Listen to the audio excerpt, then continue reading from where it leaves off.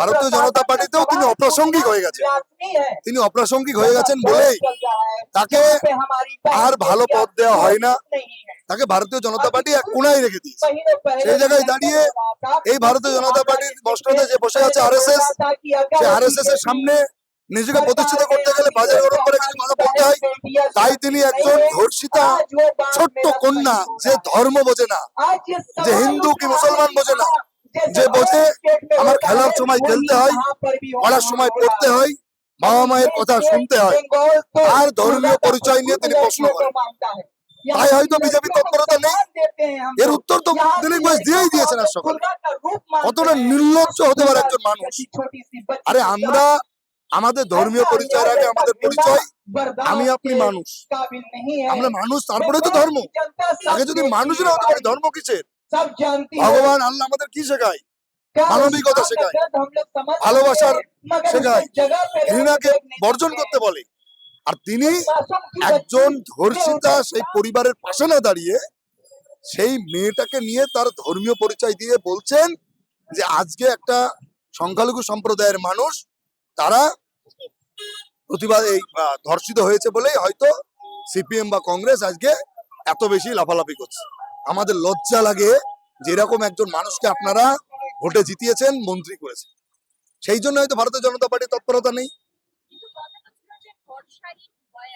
মানুষ বুঝে গেছে, মানুষ ভরসাহীনের প্রতি এতটাই বুঝে গেছে যে সামান্য অন্নপূর্ণা যোজনার ঘটনা আমি ইতিমধ্যেই দেখছিলাম আমার জেলা উত্তর 24 পরগনা বনগাঁ সাব ডিভিশন, সেখানে দেখছি রাস্তা অবরোধ করে বসে আছে মহিলারা। তারা বুঝে গেছে ভরসাহীন আর ভয় আউটের মধ্যে পার্থক্য কি। বাংলার মানুষ বারুইপুরে ঘটনা থেকে বুঝে গেছে ভরসাহীন আর ভয় আউটের নিদর্শন কি। বাংলার মানুষ বুঝে গেছে যে এই 2 মাসে তাদেরকে যেভাবে হয়রানির শিকার হতে হয়েছে, তাদের যে পরিমাণ খরচ করতে হয়েছে একটা ফর্ম ফিল আপকে কেন্দ্র করে, যে সরকার ক্ষমতায় আসার আগে ভাষণ দিয়েছিল 1.5 বদলে 3, তারা এখন বলছে 3 পেতে গেলে ঢেঁড়সটা একটু চেপে দেখতে হয়। বাজার থেকে ঢেঁড়স কিনতে গেলে আপনারা যেমন চেপে দেখেন, আমরাও চেপে দেখতে চাই। আপনি চাপুন, কিন্তু চাপতে চাপতে আপনি গরিবদের গলা টিপছেন। আর যারা সকল বড় লোক বা রিচেবল ফ্যামিলি তারাই অন্নপূর্ণা পাচ্ছে। মানুষের কাছে পরিষ্কার, নারী সুরক্ষার কথা শুধু মিডিয়ার সামনে এসে আর বক্তব্যে ভাষণে বললে হবে না, তার ইমপ্লিমেন্ট চাই। বাংলার মানুষ তার রূপায়ণ চায়। আপনি বলেছিলেন সকালে খবর, সকালে জমা, বিকালে খরচ। আজকে 72 ঘন্টা হওয়ার পরে খরচ হয়নি, বুলডোজার চলেনি, ইউপি মডেল হয়নি। আপনি বলেছিলেন হেমন্ত বিশ্ব শর্মা আসাম মডেল করবেন, হয়নি। বাংলার মানুষ ওই জন্য ভরসাহীন আর ভয় আউট এই 2 স্লোগানকে বুঝে গেছে। এটাই আমাদের বক্তব্য।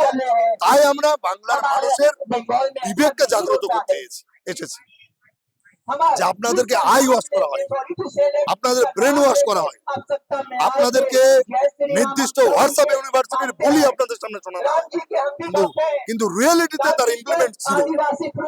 বাংলার মানুষ 2 মাসে বুঝে গেছে যে তারা উন্মাদ তাড়াতে গিয়ে হার মাত এনেছে। তারই নিদর্শন বারুইপুর, তারই নিদর্শন বারুইপুরের আরো একটি ঘটনা, তারই নিদর্শন কুচবিহারের শীতলকুচি, তারই নিদর্শন মালদায় শুনতে পাচ্ছি।